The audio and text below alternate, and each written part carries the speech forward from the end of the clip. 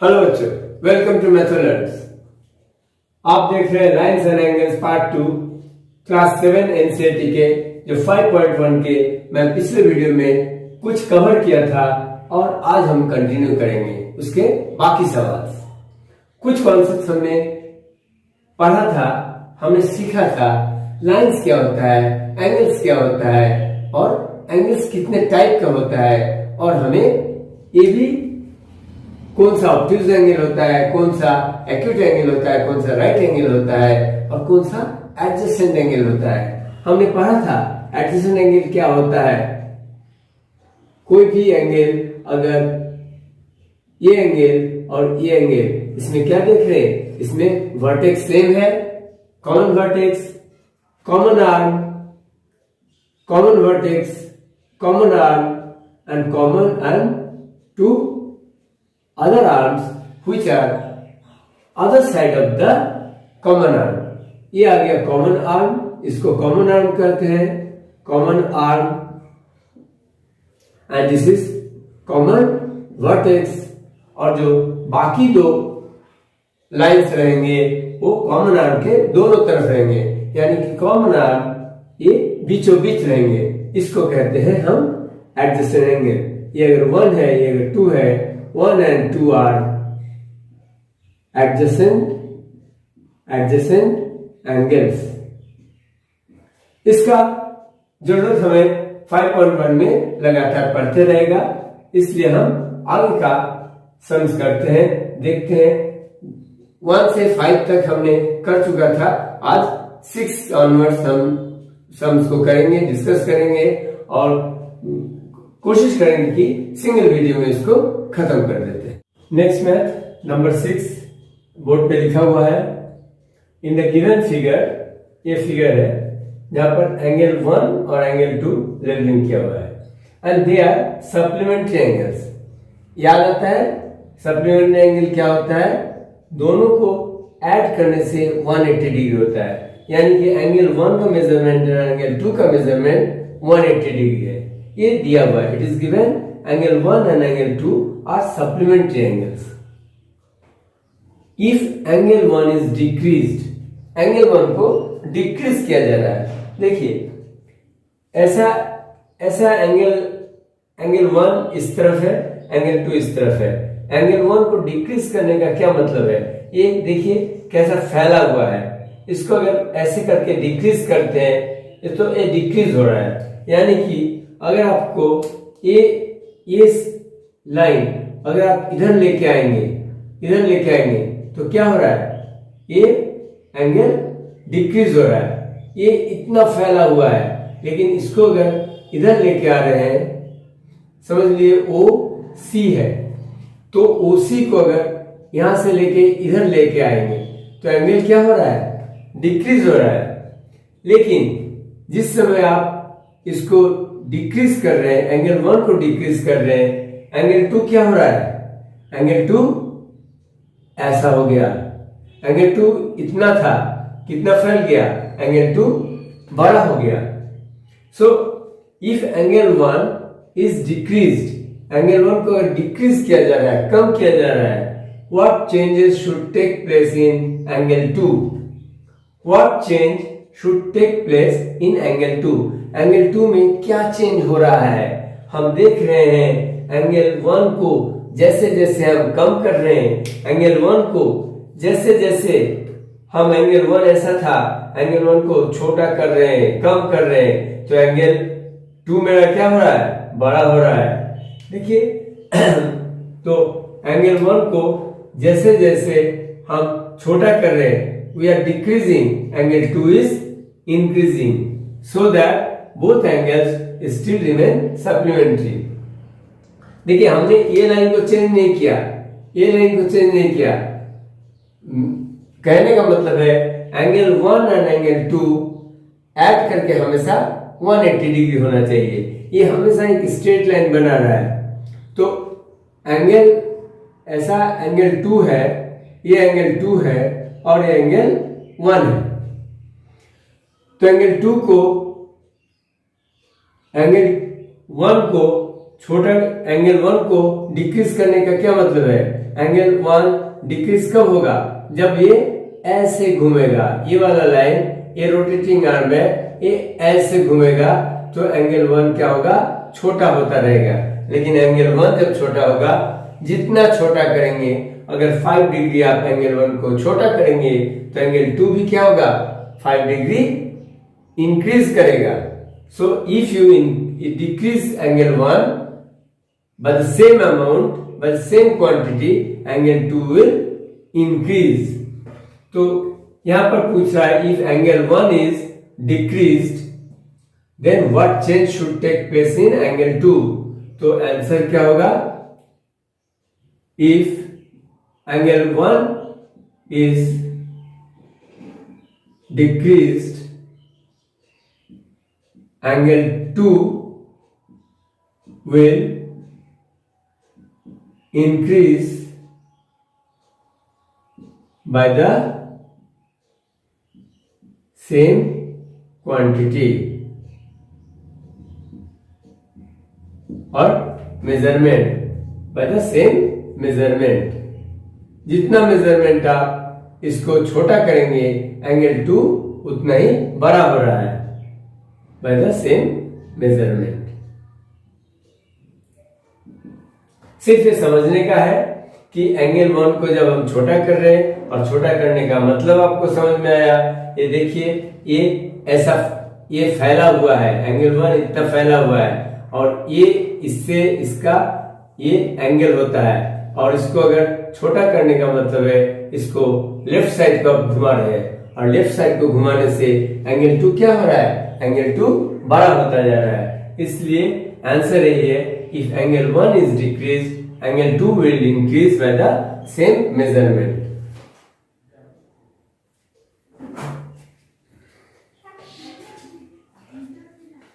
Number 7, फिर एक question किया गया है ताकि आप समझ रहे हैं कि एंगल्स, सप्लीमेंट्री एंगल और कॉम्प्लीमेंट्री एंगल आप समझ पा रहे हैं कि नहीं। देखिए, सप्लीमेंट्री एंगल क्या होता है? बार बार हम दोहरा रहे हैं कि अगर 2 एंगल्स को ऐड करने से, उनका मेजरमेंट को ऐड करने से 180 डिग्री होता है तो they are called supplementary to each other. तो यहां क्वेश्चन किया गया है, कैन 2 एंगल्स बी सप्लीमेंट्री? क्या 2 एंगल सप्लीमेंट्री हो सकता है एक दूसरे के? If both of them are acute angle. अब आप बताइए, अगर एक एंगल दोनों एक्यूट है, इसमें क्या बोला है? Both are acute. दोनों एंगल में दोनों एक्यूट है, तो एक्यूट एंगल क्या होता है? Less than 90 degree. तो एक लेस देन 90 डिग्री, आप अगर 89 को, दूसरा भी लेस देन 90 डिग्री, 89 को 89 से ऐड करेंगे तो आपको क्या आएगा? 188। 178। तो अगर दोनों एक्यूट एंगल है, देखिए एक्यूट एंगल में हमने बहुत बड़ा एक लिया, सोच लीजिए एक एंगल है 89 डिग्री और दूसरा भी 89 डिग्री है, तो दोनों को ऐड करने से भी आपका 180 डिग्री नहीं होता है। तो यानी कि दोनों अगर एक्यूट रहेगा तो it can not be supplementary to each other. तो बोथ ऑफ देम, आपको समझ में आ गया कि 89 क्यों, 89.9 भी कर लेंगे प्लस 89.9 करेंगे तो भी आपका 180 नहीं आने वाला है, 180 से थोड़ा कम ही आएगा। और जब तक दोनों को सम 180 डिग्री नहीं होता है, you can not say they are complement, they are supplementary to each other. So यहां पर आप लिखेंगे नॉट पॉसिबल, नॉट पॉसिबल। ठीक है। सेकेंड केस में भी वैसा ही लिखा है, both are obtuse, both are obtuse. देखिए ऑब्ट्यूज मतलब 90 डिग्री से ज्यादा। अब अगर 90 डिग्री से ज्यादा यानी कि 91 डिग्री दूसरा 91 डिग्री है, तो आपका कितना हो रहा है? 182 हो रहा है। It is not equal to 180 degree. यहां पर क्या था? दोनों जब एक्यूट था तो 180 से कम हो रहा था, लेकिन दोनों अगर ऑब्ट्यूज है तो it will become more than straight angle, more than 180 degree. So this is also not possible. If both are obtuse, then also they cannot be supplement to each other. अब देखते हैं तीसरा में बोल रहा है right angle. If both are 90 degree, so 90 plus 90, 90 plus 90 क्या होता है? 180 डिग्री होता है। So if both the angles are 90 degree, then they are supplementary to each other. So this is yes, it is possible. So दोनों जब 90 degree होगा तब ये पॉसिबल होगा, लेकिन दोनों जब acute angle होगा it is not possible. When they are both are obtuse, then also it is not possible. समझ में आ रहा है? क्योंकि सप्लीमेंट्री एंगल होता ही है जब दो एंगल को ऐड करने से 180 डिग्री होता है, और ये सिर्फ इसी में पॉसिबल है।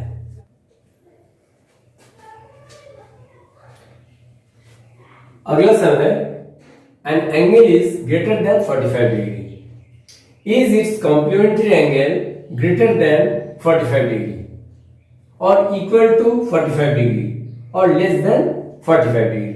यहां पर तीन केस दिया हुआ है। देखिए, एंगल दिया हुआ है 45 डिग्री से ज्यादा और complement angle should be greater than 45 degree और इक्वल टू 45 डिग्री और लेस देन 45 डिग्री। देखिए, अगर ये एंगल क्या दिया हुआ है?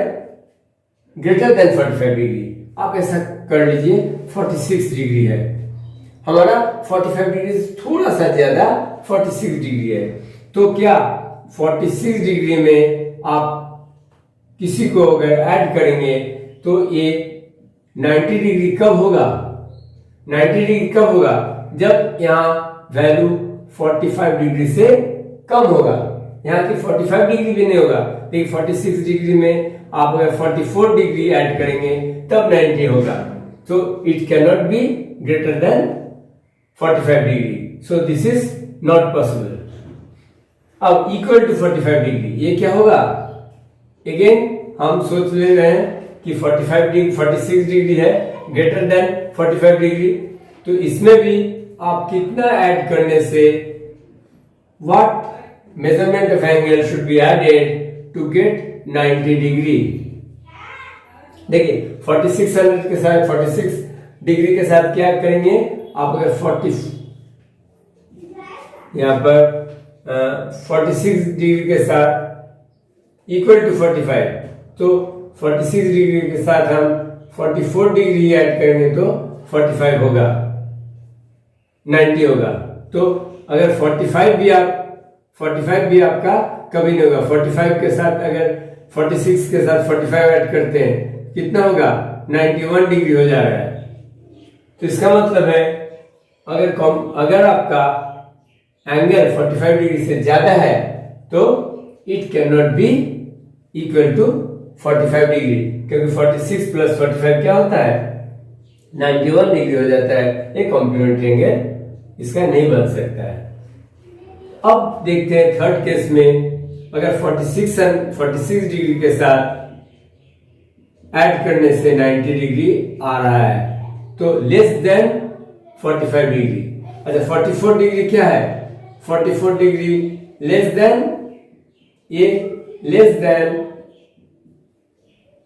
The given number, less than the given number. 44 ये लेस देन 45 बोल रहा है, तो आप ऐसा ले सकते हैं 45 से थोड़ा सा कम 44 डिग्री, और ये गिवन एंगल है 45 डिग्री से ज्यादा, तो 46 और 44 को ऐड करने से 90 डिग्री होता है। इसका मतलब है if an angle is greater than 45 degree, its complementary angle must be less than 45 degree, less than 45 degree. So this is possible. So an angle is greater than 45 degree, its complementary angle cannot be greater than 45 degree, cannot be equal to 45 degree, and it is only possible if the complementary angle is less than 45 degree.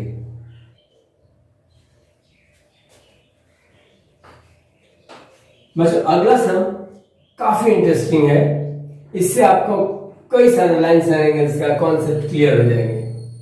पहले तो देखते हैं इस figure को। देखिए figure में क्या है, आप अगर फिगर को बनाना सीख जाएंगे तो आप ये सारे सम्स को ठीक से कर पाएंगे, लेकिन फिगर को समझ के आप ड्राइंग कीजिए। देखिए ए बी को यहाँ पर हम ड्रॉ कर देते हैं बी। देखिए ए बी और सी डी दो लाइन्स है। देखिए एक लाइन से है जहां पर ए पॉइंट है, और एक लाइन इसी लाइन पर एक पॉइंट बी भी है, और दूसरी लाइन है सी डी। ये लाइन पर एक सी पॉइंट है, इसी लाइन पर एक डी पॉइंट है। आप इस तरह से ड्रॉ कीजिए दो लाइन को, और दोनों लाइन क्या हो रहा है, एक दूसरे को आपस में काट रहा है। They are intersecting each other at a particular point, और पॉइंट का भी नाम दे दिया है ओ। इस पॉइंट का नाम है ओ। और देखिए एक रे जा रहा है ओ से, ऐसे करके एक रे जा रहा है, नहीं ओ से एक रे जा रहा है, इस रे पर एक पॉइंट है ई। अब यहां पर एंगल बना हुआ है, ये एंगल ए ओ सी 1 दे दिया है, लेबलिंग कर दिया है। सी ओ ई 2 नंबर है। ई ओ बी इसको 3 नंबर मार्किंग किया है। B O D number 4, and A O D ये है नंबर 5। तो हमारा फिगर को अच्छी तरह समझ लिए कि दो लाइन है जो एक दूसरे को इंटरसेक्ट कर रहा है एट ओ, और ओ से एक रे इधर को प्रोड्यूस हो रहा है। सो रे का क्या होता है, एक पॉइंट तो एंड पॉइंट रहता है और दूसरा नहीं रहता है, लेकिन इस रे पर ई एक पॉइंट है। ठीक है, अब हम देखते हैं हमें पूछा क्या गया है। Is angle 1 adjacent to angle 2? आप खुद पूछिए कि ए एंगल 1 और एंगल 2, देखिए ए एंगल 1 और 2 को आप बना लीजिए। एंगल 1 है और एंगल 2 है, क्या ये दोनों एडजेसेंट है? Is angle 1 adjacent to angle 2? ये दोनों एडजेसेंट है या नहीं? आप पिछला जो लेक्चर है उसको याद कीजिए कि आपने क्या पढ़ा है, जिसका एक कॉमन वर्टेक्स होगा और 1 और 2 का दोनों का कॉमन वर्टेक्स क्या है, ओ है। और ये एक कॉमन आर्म भी है, ओसी एक कॉमन आर्म है। ये जो ओसी है ए का भी है, 1 का भी है, 2 का भी है, इसलिए कॉमन आर्म भी है। और ये ओए और ओई, देखिए ओई, ये दोनों ओए और ओई जो कॉमन आर्म है उसके दोनों तरफ है, इसलिए ये तीनों कंडीशन जो होता है एडजेसेंट एंगल का फुलफिल कर रहा है। कॉमन वर्टेक्स है, कॉमन आर्म है, और कॉमन आर्म के दोनों तरफ जो बाकी दो आर्म है वो एक फैला हुआ है, इसलिए ये दोनों एडजेसेंट एंगल है, इसमें कोई डाउट नहीं है। Yes, they are adjacent angle. Is angle 1 is adjacent to angle 2? Adjacent का मतलब है पास पास तो है, कॉमन वर्टेक्स भी है, कॉमन आर्म भी है, और कॉमन आर्म के जो बाकी दो लाइंस है तो कॉमन आर्म के दोनों तरफ बैठे हुए हैं, दोनों तरफ है, एक तरफ नहीं है, इसलिए ये एडजेसेंट एंगल है। एडजेसेंट एंगल आपको अच्छी तरह समझ में आ जाता है तो आप इसको जस्टिफाई कर सकते हैं, why angle 1 is adjacent to angle 2। Is angle AOC adjacent to angle AOE। देखिए यहां पर क्वेश्चन चेंज हो गया। एंगल AOC, देखिए एंगल AOC और एंगल AOE और एंगल AOE बहुत अच्छा से समझ लीजिए। दोनों का कॉमन आर्म क्या है? दोनों का कॉमन आर्म AO है। देखिए AOC में भी AO है, AOC में क्या है? AO है और OC है, ये दोनों आर्म है। और AOE में एक AO है और एक OE है, तब कॉमन आर्म हो गया AO। लेकिन आप बताइए, हमने क्या बोला था? बाकी जो दोनों लाइन है OC और OC और OE क्या कॉमन आर्म के दोनों तरफ है? नहीं है। कॉमन आर्म OE है और OE के एक ही तरफ राइट साइड को OC और OE है। देखिए इसमें क्या था? OC बीच में था, OA और OE दोनों तरफ फैला हुआ था।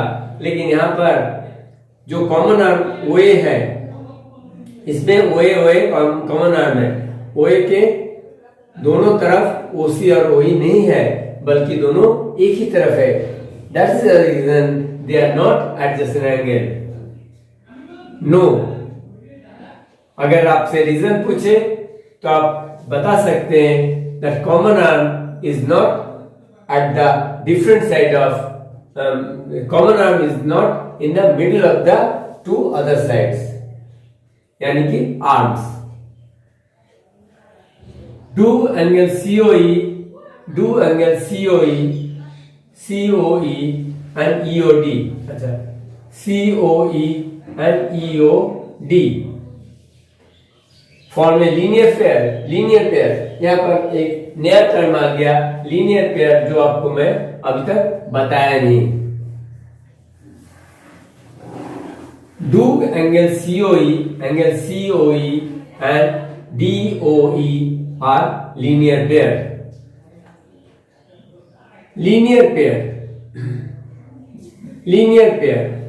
पेयर आप समझ रहे हैं। पेयर किसको बोलते हैं? जोड़ा को बोलते हैं, जोड़े को बोलते हैं। और देखिए ये एंगल मान लीजिए 60 डिग्री है और ये एंगल 120 डिग्री है, सो ये दोनों को ऐड करने से क्या होता है? 180 degree, and they are called supplementary angle. अब देखिए, अगर ये एंगल ABC है, अगर ये DEF है, बिल्कुल अलग अलग, दोनों एंगल अलग अलग है, इसका वर्टेक्स कॉमन नहीं है, फिर भी ये क्या है? सप्लीमेंट्री एंगल है। लेकिन अगर ऐसा कोई एंगल है EF और यहां पर EF 120 डिग्री है और ये 60 डिग्री है, तो ये देखिए इस एंगल का 60 डिग्री का वर्टेक्स E है और 120 डिग्री का वर्टेक्स E है। अच्छी तरह समझते हैं। दो हमारे पास सप्लीमेंट्री एंगल है, दो सप्लीमेंट्री एंगल है जिसका वर्टेक्स सेम है।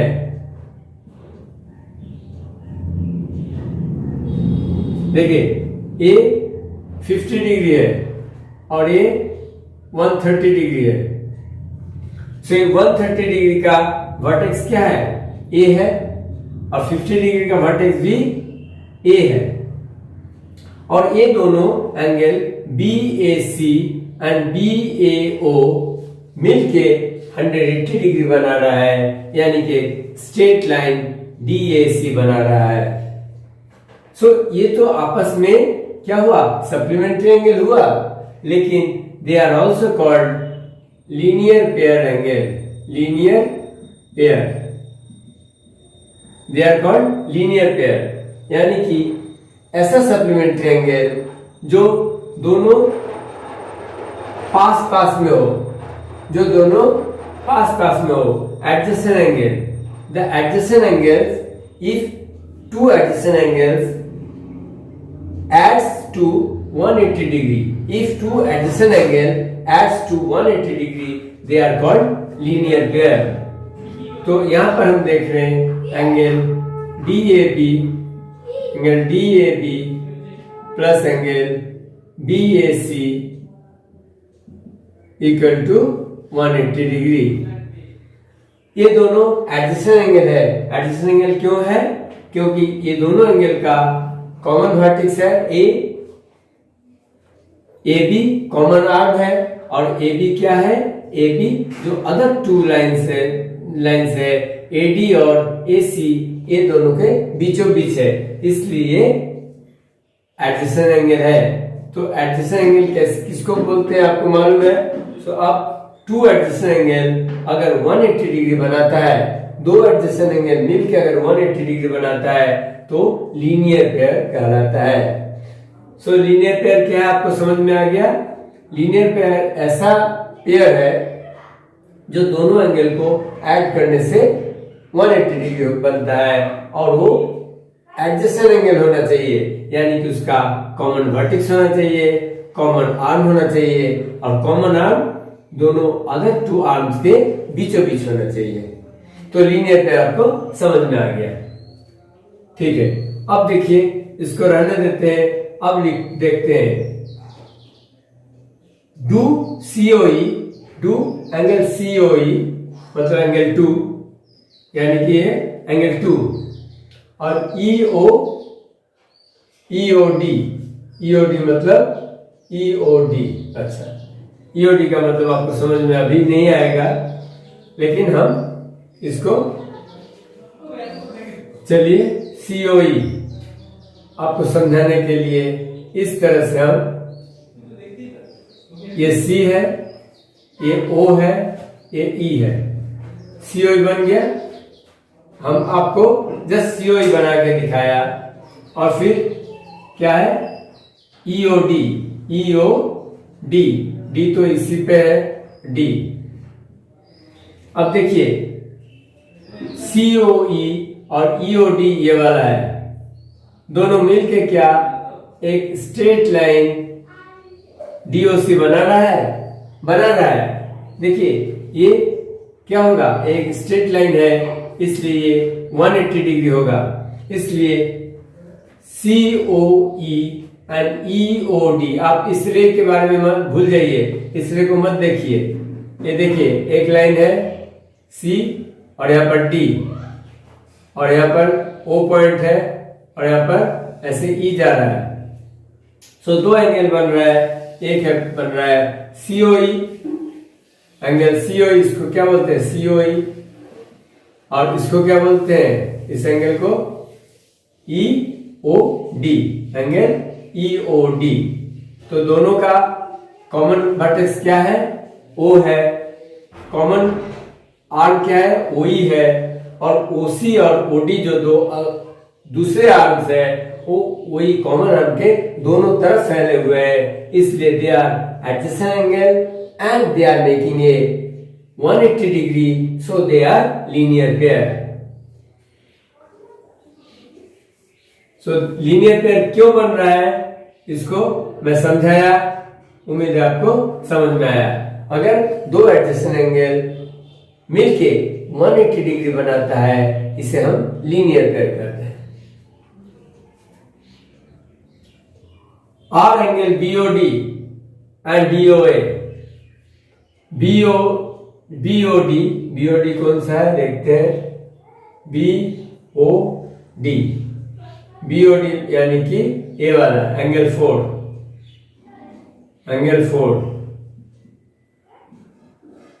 BOD, angle DOA, DOA, DOA, DOA, DOA, देखिए ये गड़बड़ लग रहा है। BOD, BOD ऐसा है, BOD और EO, DOA, DOA, BOD and DOA, DOA, DOA, यहां पर A है, तो BOD ये एंगल है और DOA ये एंगल है, तो दोनों मिलके एक स्ट्रेट लाइन बना रहा है, तो ये 180 बन रहा है कि नहीं? देखिए EO AOB, ये DOA और DOB मिलके क्या बना रहा है? ये पूरा एंगल बना रहा है, और ये क्या है? AOB है। तो देखिए AOB, हम अगर ये पेन मार्कर को इस पर से पास कर रहे हैं, एक स्ट्रेट लाइन में पास कर रहा है कि नहीं? कहीं भी टेढ़ा मेढ़ा नहीं है, इसलिए AOB क्या बन रहा है? एक 180 डिग्री बन रहा है। और दो एंगल अगर मिलके 180 डिग्री बनाता है तो सप्लीमेंट्री एंगल कहलाता है। So this is yes, they are supplementary. अगर कोई आपको पूछता कि do angle AOD and BOD linear pair, तो yes it is linear pair. देखिए लीनियर पेयर भी सप्लीमेंट्री एंगल होता है। All linear pairs are supplementary angles, लेकिन सारा सप्लीमेंट्री एंगल लीनियर पेयर नहीं होता है, क्योंकि आपको अगर देख लीजिए ये आपका 120 डिग्री है, ये 120 डिग्री है, और यहां पर एक एंगल है 60 डिग्री, ये 120 डिग्री है, लेकिन ये 60 डिग्री है। 120 degree and 60 degree they are supplementary angle, ये सही है, but they are not linear pair, क्योंकि इसका कॉमन आर्म नहीं है, इसका कॉमन आर्म नहीं है। देखिए यहां पर अगर हम लेवलिंग करेंगे ऐसे OA, OB, OC, OD, देख रहे हैं इसका ये एंगल AOB और एंगल DOC का कोई भी कॉमन आर्म नहीं है, इसलिए although they are making a supplementary angle, because 120 degree and 60 degree मिलके 180 डिग्री बनता है, but they are not linear pair. Linear pair आपको समझा दिए हैं, जो एडजेसेंट एंगल होता है और ऐड करने से 180 डिग्री, उसे हम लीनियर पेयर कहते हैं। लेकिन सप्लीमेंट्री एंगल कोई भी हो सकता है, कहीं का भी एंगल अगर हम बोलते हैं 60 डिग्री है तो उसका सप्लीमेंट्री 120 डिग्री होगा।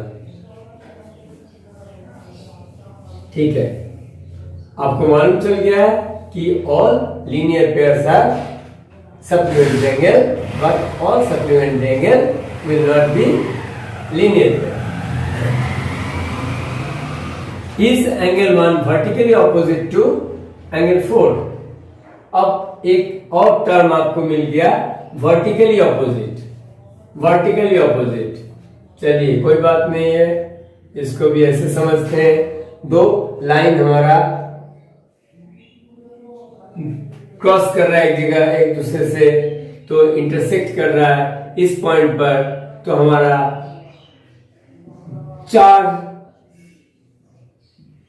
चार एंगल बन रहा है, 1 2 3 4, 4 एंगल बन रहा है। अब एंगल 1 आप देखिए, एंगल 1 के ऑपोजिट में, एंगल 1 के ऑपोजिट में कौन सा एंगल है? एंगल 1 के ऑपोजिट में देखिए, एंगल 1 के ऑपोजिट में एंगल 3 है। एंगल 1 के एडजेसेंट में एंगल 2 है। Angle 1 and angle 2 adjacent angle, they will be also called linear pair, they will be also called supplementary angle, but not vertically opposite. vertically opposite क्या है? आमने सामने। आमने सामने को कहते हैं वर्टिकली ऑपोजिट, आमने सामने, ठीक है। They are vertically opposite angle, pair of vertically opposite angle. तो एक पेयर तो ये हो गया और दूसरा क्या हो गया 2 and 4। देखिए 2 के ऑपोजिट में 4 है, so angle 2 and angle 4 they are vertically opposite, pair of vertically opposite angles. तो वर्टिकली ऑपोजिट एंगल आपको समझ में आ गया। तो अब देखिए आमने सामने कौन कौन सा एंगल है, ये पूछ रहा है। एंगल 1 और angle 4, angle 1 and angle 4 vertically opposite angle है क्या, पता नहीं चल रहा है क्योंकि बीच में 2, 3 ये सब आ गया है। तो हम ऐसे कर लेते हैं, ऐसे देखिए A है और ये B है, C है और यहाँ पर D है। देखिए OC के OC AOC ये तो है आपका एंगल 1 और BOD यही तो है आपका एंगल 4। तो आपको अभी बताएं जो आमने सामने का एंगल 1 और एंगल 4 वर्टिकली ऑपोजिट एंगल होगा। Yes they are vertically opposite angle, ठीक है। Number 6, what is the vertically opposite of angle 5।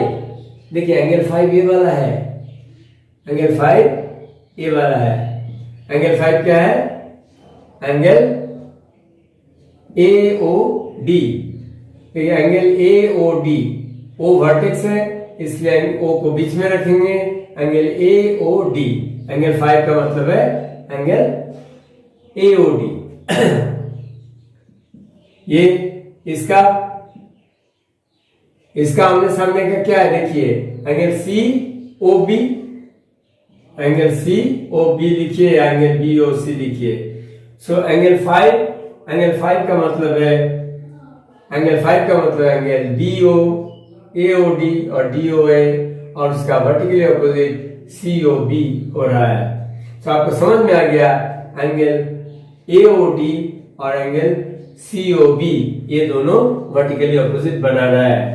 लेकिन हमें दिया है एंगल 5, ये एंगल AOD को 5 से दिखाया गया है और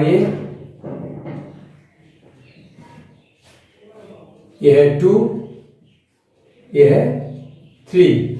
तो एंगल BOC क्या बन रहा है, एंगल 2 प्लस एंगल 3, आप ये भी लिख सकते हैं और angle 5 equal to angle 2 plus angle 3। देखिए एंगल BOC कैसे बन रहा है, एंगल 2 और एंगल 3 को दोनों पार्ट है, दोनों को जोड़ने से एंगल COE और एंगल EOB को अगर आप ऐड करते हैं तो एंगल 2 एंगल 3 दोनों मिलकर क्या बना रहा है, एंगल COB। तो एंगल AOD और एंगल BOC आपका वर्टिकली ऑपोजिट हो गया और एंगल 5 एंगल 2 और एंगल 3 को अगर आप ऐड करते हैं तो वर्टिकली ऑपोजिट एंगल होगा। आपको दोनों समझ में आ रहा है, दोनों आप अगर लिखेंगे कोई भी एक लिखेंगे तो आपका अंडरस्टैंडिंग सही है, आपको सही मिलना चाहिए, ठीक है।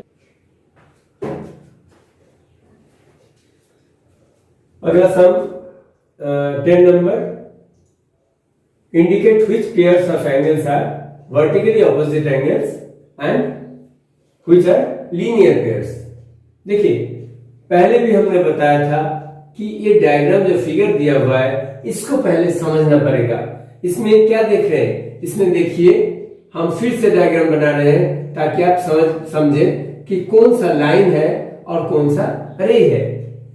ये एक लाइन है और ये भी एक लाइन है। देखिए मैं इसको अलग तरह से किया आपके सामने, एक लाइन है एक लाइन है, ये दोनों क्या कर रहा है, इस पॉइंट पर एक दूसरे को इंटरसेक्ट कर रहा है। अब जो ये देख रहे हैं एंगल 2 और 3 के बीच से लाइन जा रहा है, ये लाइन ही हम इसको रे कहेंगे क्योंकि this has one and point, एक एंड पॉइंट है और एक नेवर एंडिंग लाइन है। जो लाइन कभी खत्म नहीं होता है, इसलिए इसको एरो से दिया गया है। तो ये 1 है, ये एंगल 2 है, ये एंगल 3 है, ये 4 एंड फाइनली दिस इज 5। अब आपको बताना है वर्टिकली ऑपोजिट एंगल कौन कौन सा है। देखिए वर्टिकल ऑपोजिट एंगल क्या होता है, वर्टिकली ऑपोजिट एंगल हमेशा दो लाइन कट करने से ये इसका वर्टिकल एंगल और ये डबल दे रहे हैं ये इसका। देखिए ये जो डबल लाइन दिए हैं ये इसका वर्टिकल ऑपोजिट है और ये जो सिंगल लाइन में दिए हैं ये इसका वर्टिकल ऑपोजिट है। इसलिए यहां पर हम क्या देख रहे हैं, ये 1 का ऑपोजिट क्या है, देखिए 1 का ऑपोजिट क्या है, 1 का ऑपोजिट 2 है। क्यों 2 है, जब हमने इस तरह से एक लाइन खींचा था और फिर ये लाइन खींचा, बस रे को छोड़ दिया मैंने, ये 1 है और ये 4 है। 1 और 4 वर्टिकल ऑपोजिट एंगल हुआ कि नहीं, तब आप लिख लीजिए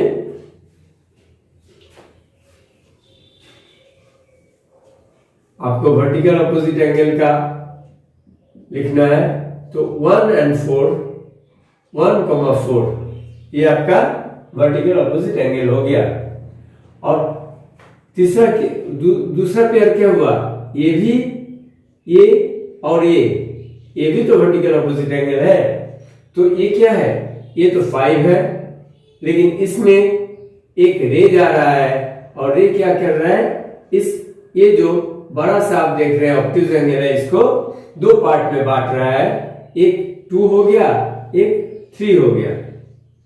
सो आप ऐसे लिख सकते हैं, ये एक पेयर हो गया और दूसरा पेयर हो गया 5,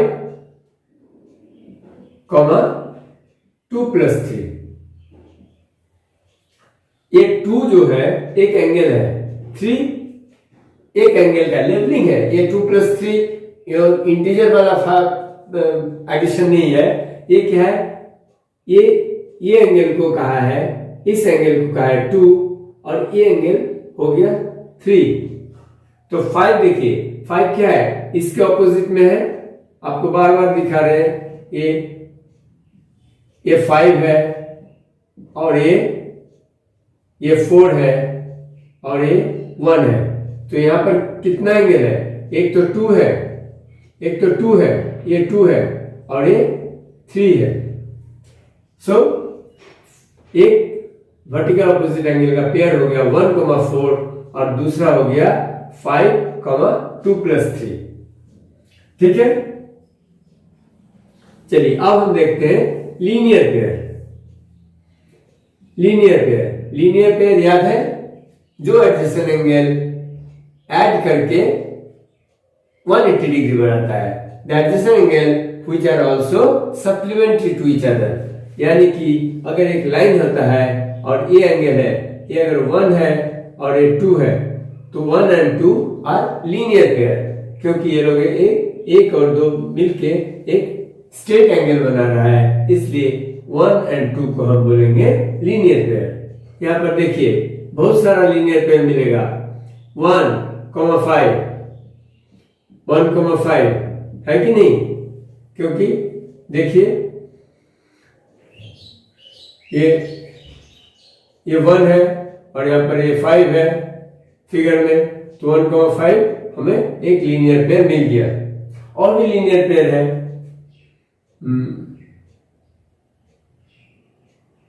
5,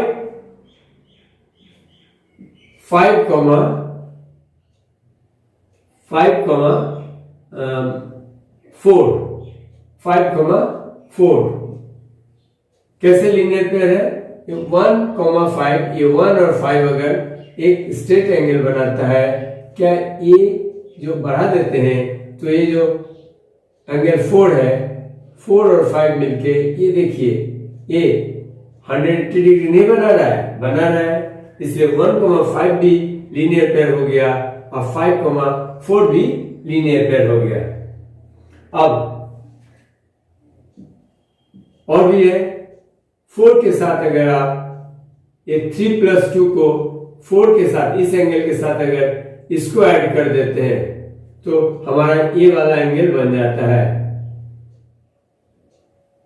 ये 4, ध्यान से देखिए, ये 4 और ये यहां पर 3 है और यहां पर 2 है। सो 4 के साथ अगर 4,3+2 करते हैं तो ये भी लीनियर पेयर होता है। फिर एंगल 3 के साथ क्या करेंगे, 3 के साथ अगर देखिए 3 ये है और 2 और 1 इसको ऐड करने से हमें ये लाइन मिल जाता है। अगर इस एंगल के साथ ये एंगल और ये एंगल को ऐड करते हैं तो पूरा ये 180 मिल जाता है। सो 3,2+1 भी आप लिख सकते हैं। सो these are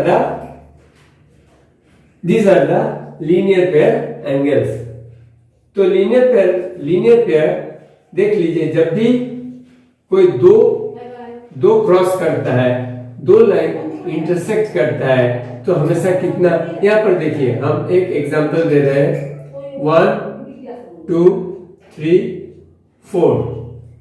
तो हमें 1,2 एक लीनियर पेयर मिल गया, 2,3 एक लीनियर पेयर मिल गया, 3,4 एक लीनियर पेयर मिल गया और एक 4,1 लीनियर पेयर। 4,1 बोलिए या 1,4 बोलिए। तो जब भी दो लाइन एक दूसरे को इंटरसेक्ट करता है हमें 4 लीनियर पेयर हमेशा मिलता है। तो इस केस में भी ये एक लाइन है, ये दूसरा लाइन है, इसलिए हमें 4 लीनियर पेयर मिल रहा है। उम्मीद है आप वर्टिकल ऑपोजिट एंगल और लीनियर पेयर एंगल कैसे समझेंगे, कैसे इसको डिस्टिंग्विश करेंगे, आपको मालूम चल गया। नंबर 11 में in the following figure is angle 1, ये एंगल 1 है और is angle 1 adjacent to angle 2। देखिए 1 के बाद तो एक ही एंगल बन रहा है जो एंगल 2, तो लग तो रहा है ये एडजेसेंट एंगल है, लेकिन ये एडजेसेंट एंगल नहीं होगा। क्यों नहीं होगा? आपको एडजेसेंट एंगल बताया था।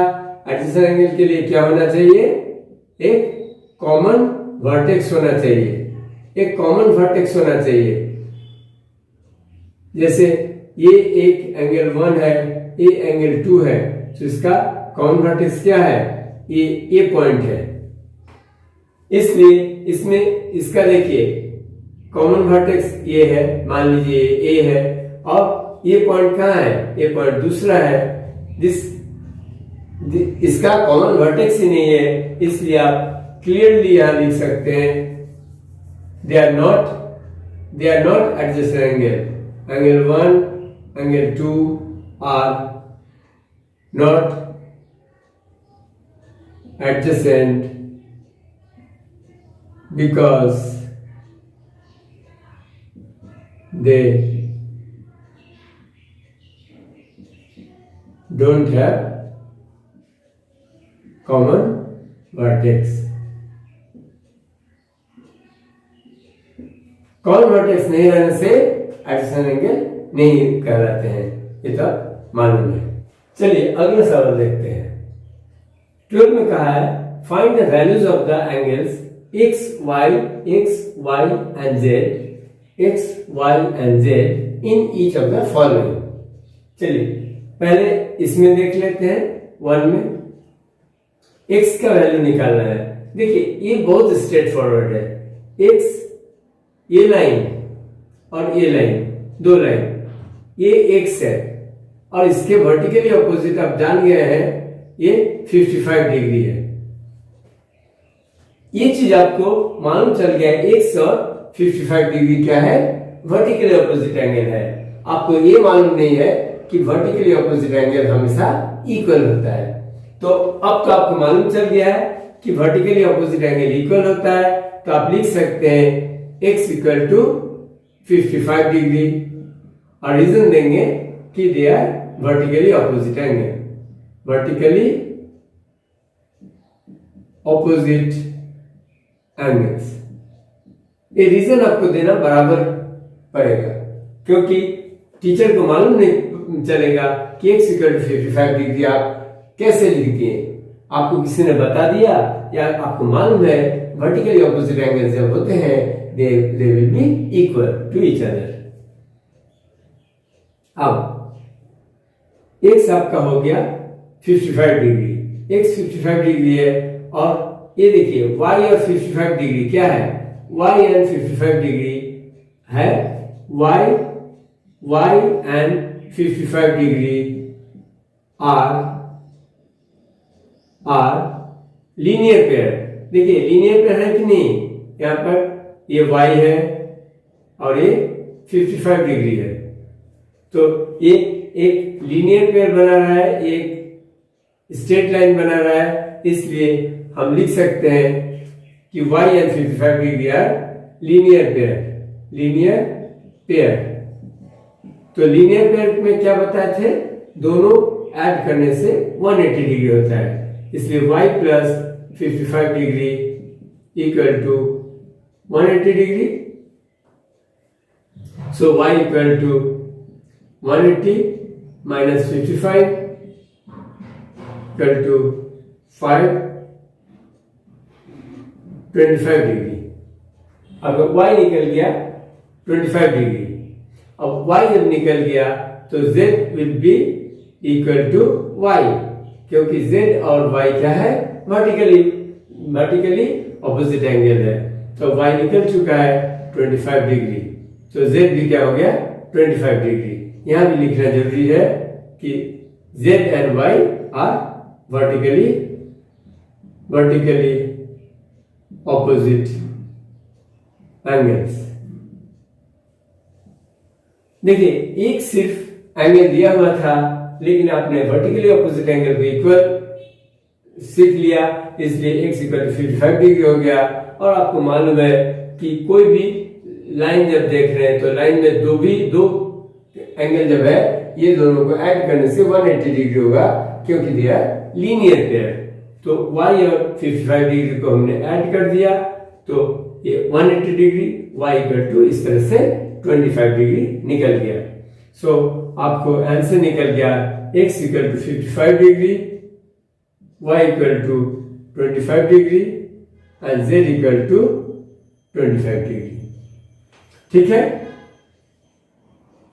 चलिए सेकेंड मैथ को देखिए। सेकेंड मैथ थोड़ा सा ज्यादा कॉम्प्लिकेटेड है इसके अलावा। देखिए यहां पर एक लाइन है, ये भी सिंपल है, बोर्ड पे टाइम जगह कम है, इसको मिटाते हैं। ये देखिए, ये पहले मैं बार बार इंसिस्ट करता हूं आपको ड्रॉ करने के लिए, ये कौन सा दो लाइन है, ये जो देख रहे हैं रे है, इसलिए दोनों लाइन को मैंने ड्रॉ कर लिया। दोनों मेन लाइन जो इंटरसेक्ट कर रहा है इस पॉइंट पर इसको ड्रॉ कर लिया, और यहां पर ये है 40 डिग्री, ये है 40 डिग्री, और इस पॉइंट से एक रे निकल रहा है ऐसे, और जो रे इस राइट साइड से आपको 25 डिग्री बना रहा है, और ये है x। सिर्फ इस लाइन पर आप फोकस कीजिए और देखिए इस लाइन का, ये लाइन जो हॉरिजॉन्टल आपको दिखाया गया है, एक 40 डिग्री बना रहा है, एक x डिग्री बना रहा है और एक 25 डिग्री बना रहा है। तो इस तीनों को अगर ऐड करते हैं, ये तीनों मिलकर क्या बना रहा है, हमारा एक लाइन बना रहा है, एक स्ट्रेट लाइन बना रहा है। तो इसको हम लिख सकते हैं it is a straight angle, ये एक स्ट्रेट एंगल है, इसलिए 40 degree plus x plus 25 degree equal to 180 degree, because they all three are making a straight angle.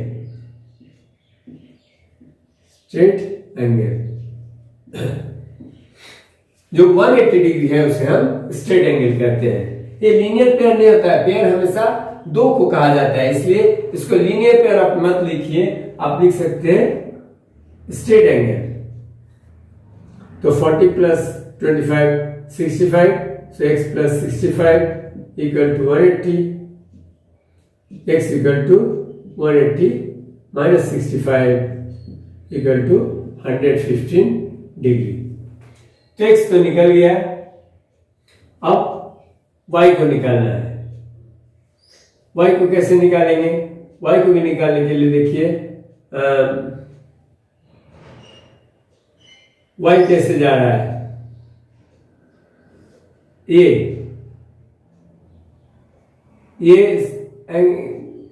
ये वाला लाइन और ये वाला लाइन, ये हमारा y है, ये z है, z को छोड़ दीजिए, और ये जो है y और ये दोनों वर्टिकली ऑपोजिट है। तो ये जो एंगल है यहाँ पर क्या क्या है, यहाँ पर एक तो x है, एक 25 डिग्री है। देखिए ये x था और ये 25 डिग्री है, समझ रहे हैं? ये इसको हम पहले मिटा रहे हैं, आपको समझा रहे हैं कि y और ये किस तरह से वर्टिकली ऑपोजिट है, क्योंकि दो लाइन जब ये लाइन 1 है, ये लाइन 2 है, जो दो लाइन इंटरसेक्ट करता है तो ये दो वर्टिकल ऑपोजिट एंगल बन रहा है। अब इस लाइन में क्या है, इस लाइन में एक x पार्ट है और एक x पार्ट है और एक 25 डिग्री है, यानी कि x plus 25 degree equal to y, क्योंकि ये दोनों एंगल x प्लस 25 किसका वर्टिकली ऑपोजिट है, y का। सो आप लिख सकते हैं y equal to x plus 25 degree, क्योंकि y and comma x plus 25 degree are vertically opposite angles. ठीक है, ये करने से हमें x का जो वैल्यू निकल चुका है, इसलिए इसका यहां से इसका x का वैल्यू बैठा दीजिए 115 plus 25 and we got 140 degree. अब बच गया z। देखिए अब फिर फोकस करना पड़ेगा, ऊपर वाला छोड़ दीजिए, आप सिर्फ इसको देखिए। एक ये लाइन है, यहां पर y है और यहां पर z है, सो y प्लस z क्या बन रहा है, y and z are linear pair. So आप लिख सकते हैं y plus z equal to 180 degree because they are linear pair. y आपको मालूम है 140, so 140 plus z equal to 180, z equal to 180 minus 140 equal to 40 degree. So आपका इस तरह से x y z तीनों का वैल्यू निकल गया। x 115 डिग्री, y 140 डिग्री और z 40 डिग्री। फिगर भी अच्छा से बनाना चाहिए। देखिए ये एक्यूट एंगल पता भी चल रहा है, अपैरेंटली ये z जो है एक्यूट एंगल है। y देखिए y कैसा फैला हुआ है, so it is obtuse angle and x भी 90 डिग्री से ज्यादा लग रहा है 115 डिग्री। ठीक है, हम 5.1 के बिल्कुल एंड में पहुंच चुके हैं, इसलिए ये आपका जो आपने 5.1 में सीखा उसका थोड़ा टेस्ट टाइप का जाता है, इसलिए फिल इन द ब्लैंक्स आप खुद से भी कर सकते हैं, क्योंकि ये complement angle, supplement angle, linear pair, supplement angle और वर्टिकली ऑपोजिट एंगल ये सब आपने अभी पढ़ चुके हैं। चलिए थोड़ा सा रिवाइज करते हैं। If two angles are complementary, तो दो एंगल जब कॉम्प्लीमेंट्री होता है तब क्या होता है, वो 90 डिग्री बनाता है। If two angles are complementary, then the sum of their measure is 90 degree. तो आप लिख सकते हैं राइट एंगल लिखिए, राइट एंगल लिखिए या तो 90 डिग्री लिखिए, आपको मार्क्स मिलेगा। You are correct. If two angles are supplementary, then the sum of their measure is 180 degree लिखिए या तो टू राइट एंगल्स लिखिए, बात बराबर है 180 डिग्री। ठीक है, सप्लीमेंट्री दो एंगल अगर 180 डिग्री बनाता है मिलके तो सप्लीमेंट्री कहा जाता है, और दो एंगल अगर मिलके 90 डिग्री बनाता है तो उसे कॉम्प्लीमेंट्री एंगल कहते हैं। Two angles forming a linear pair are, linear pair कब होता है? जब वो एक दूसरे का सप्लीमेंट्री होता है। तो देखिए two angles forming a linear pair are, यहां पर कोई एडजेसेंट एंगल भी लिख सकता है, क्योंकि ये दोनों एडजेसेंट एंगल भी बन रहा है और ये दोनों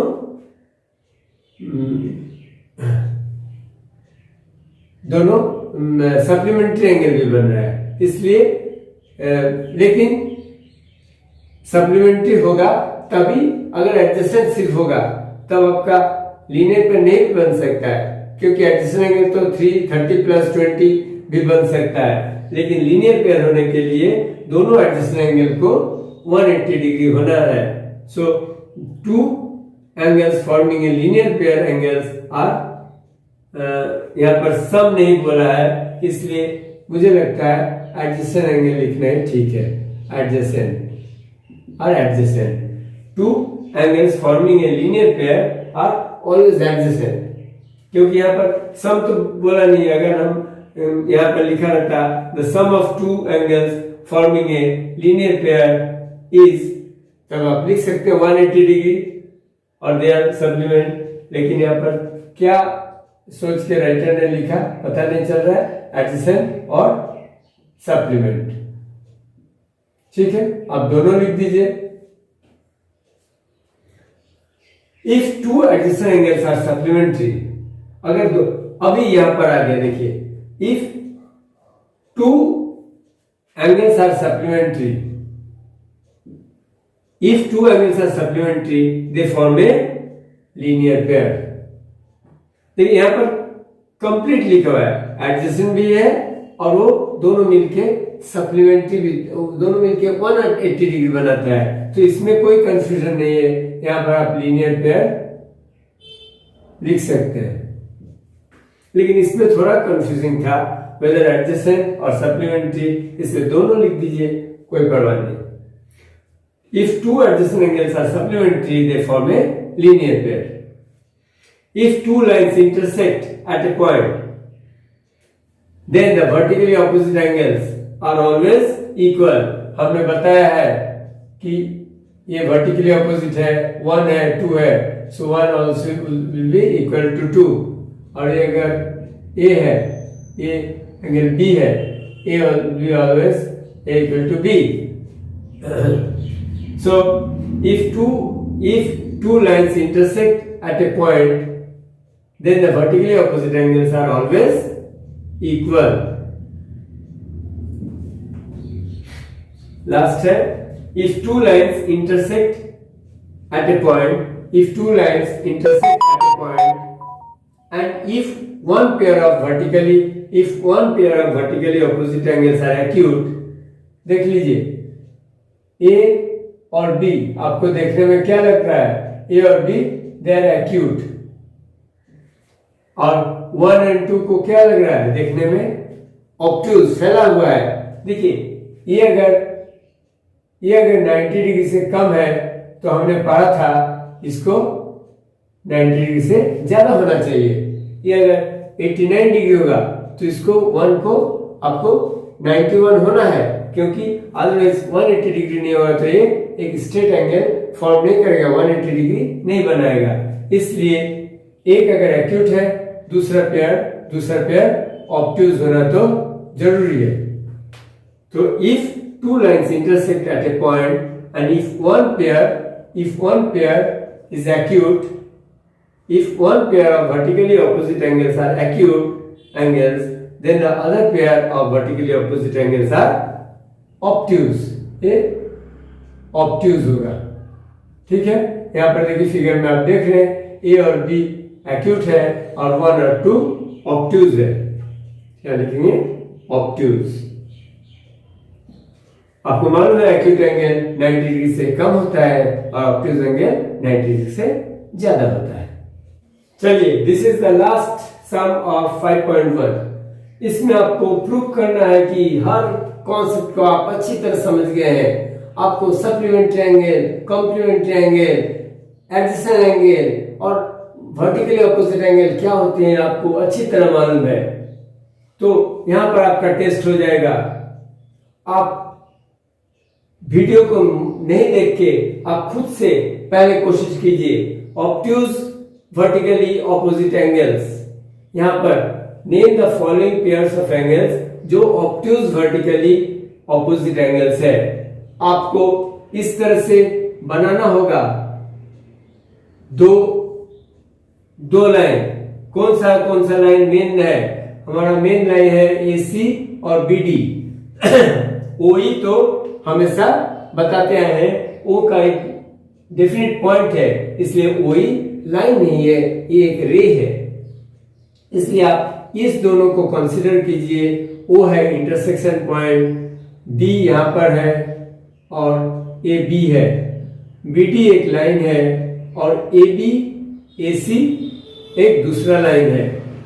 तो यहां पर 4 एंगल्स बन रहे हैं।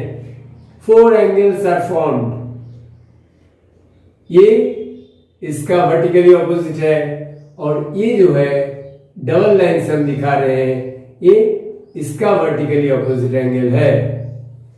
सो इस एंगल आप देख रहे हैं, कौन सा एक्यूट एंगल है, कौन सा एक्यूट एंगल है, कौन सा ऑब्ट्यूज एंगल है।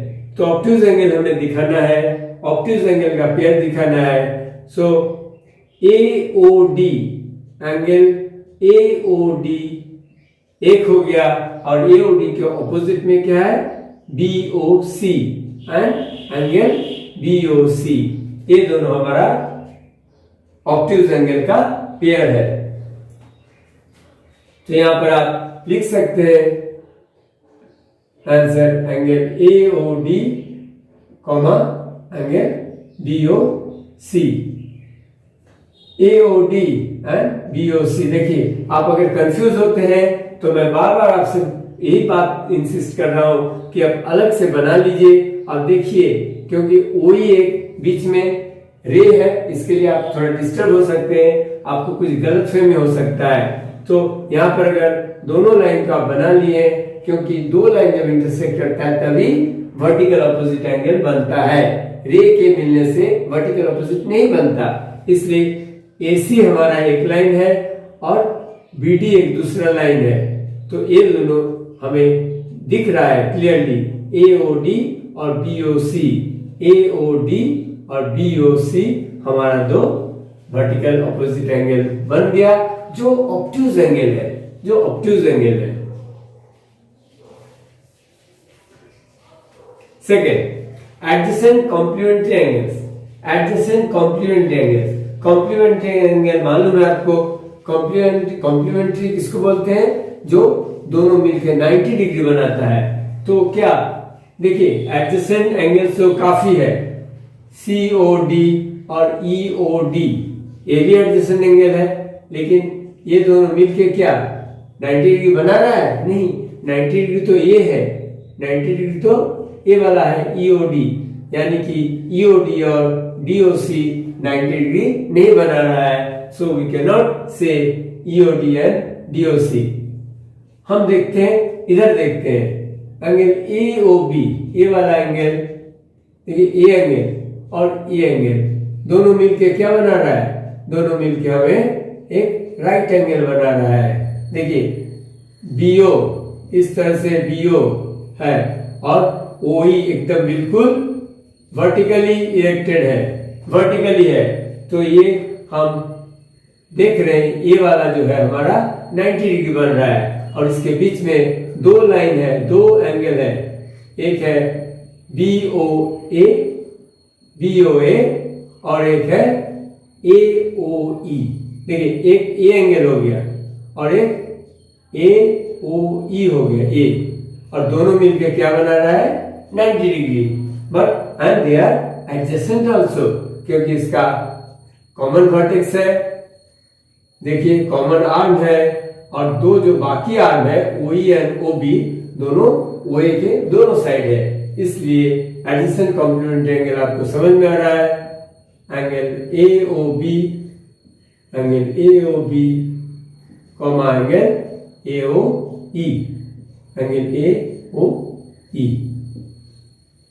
समझ के कीजिए, तुक्का लगाने से हर सवाल सही नहीं बनता। Equal supplementary angle, equal supplementary angle का आपने पहले भी सम्स कर चुके हैं।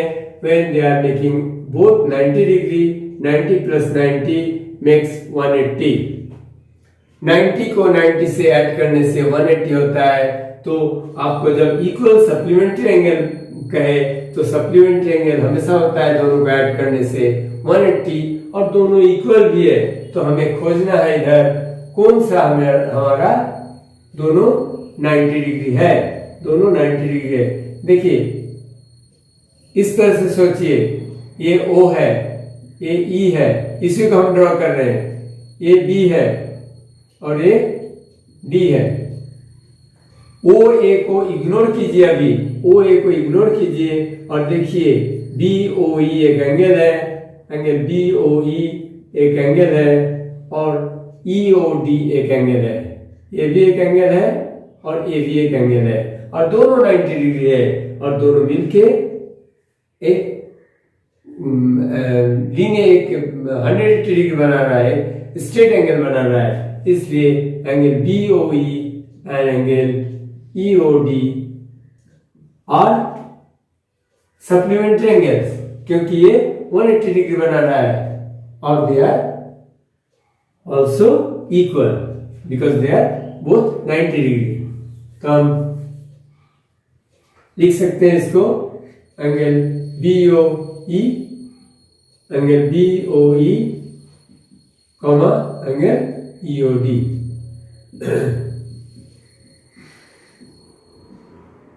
ठीक है। अब अनइक्वल सप्लीमेंट्री एंगल्स, ठीक है, दो एंगल जब मिलकर बनाता है 180 degree and they are not equal, उसको हम सप्लीमेंट्री एंगल बोल सकते हैं। तो यहाँ पर काफी सारा सप्लीमेंट्री एंगल है। देखिए आपको किसी एक का लिखना है, आप लिख सकते हैं। देखिए हम बना के दिखा रहे हैं, A या B या O या D। तो ये 180 डिग्री है, और यहाँ पर कितना एंगल है, एक एंगल AOB है और एक एंगल AOD है, एंगल AOD है। AOB और AOD को मिलाने से 180 डिग्री होगा। इसी तरीके से एंगल AOE और EOC ये भी 180 डिग्री होगा। तो आप कोई भी name the following pairs of angles, आप चाहे तो मल्टीपल भी लिख सकते हैं, चाहे एक का एग्जांपल दे सकते हैं। तो हम यहाँ लिख रहे हैं एंगल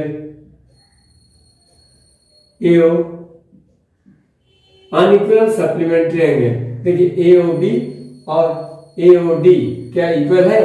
नहीं है, क्योंकि ये तो एक्यूट एंगल है और ऑब्ट्यूज एंगल है, इसलिए इसको भी लिख सकते हैं angle AOB comma angle AOD। But there can be other answers also. अगर आंसर्स में कुछ और है तो आप चिंता मत कीजिए, आप सिर्फ अपने आंसर पर फोकस कीजिए कि आपने जो लिखा एंगल AOB और एंगल AOD दोनों मिलके 180 डिग्री बनाता है कि नहीं, सप्लीमेंट्री बनाता है कि नहीं, दे आर सप्लीमेंट्री और not, and they are unequal also, so your answer is correct. Number 5, adjacent angles that do not form a linear pair। adjacent angle तो है लेकिन they do not form linear pair। adjacent angle मैं बार बार बता रहा हूं, ये ऐसा एक adjacent angle है, ये 45 डिग्री है, ये 70 डिग्री है, तो क्या 70 डिग्री प्लस 45 डिग्री 180 डिग्री होता है? नहीं होता है। But they are adjacent angle, this 45 degree and this 70 degree are adjacent angle. अब देखिए यहाँ पर है ना, ऐसा ही देख लीजिए, ऐसा ही हमारा भी इसमें है,